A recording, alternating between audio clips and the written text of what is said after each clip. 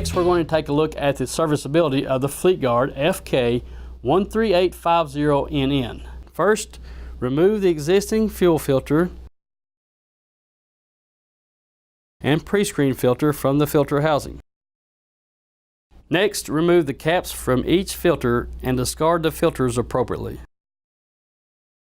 Then, from the Fleetguard kit, remove the pre-screen filter, O-ring, and grease tubes from the packaging. An instruction sheet is also included with each kit.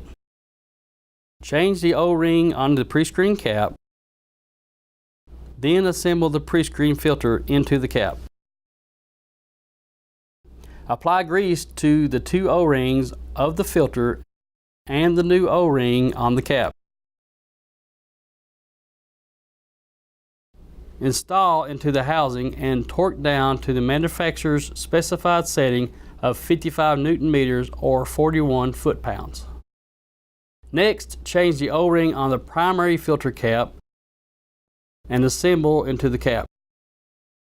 Apply grease on all three filter gaskets as well as a new O-ring on the cap.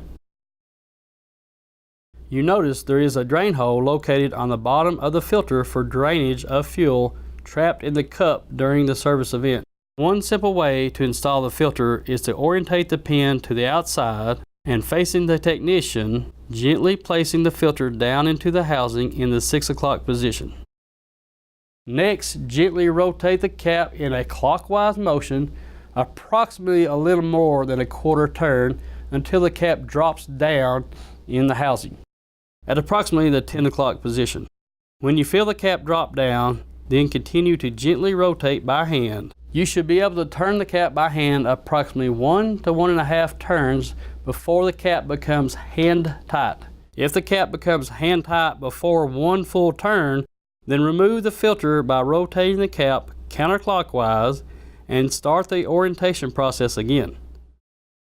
Then torque the cap to the manufacturer's specified setting of 55 Newton meters or 41 foot-pounds. Once the fuel system is primed, the engine will be ready to start.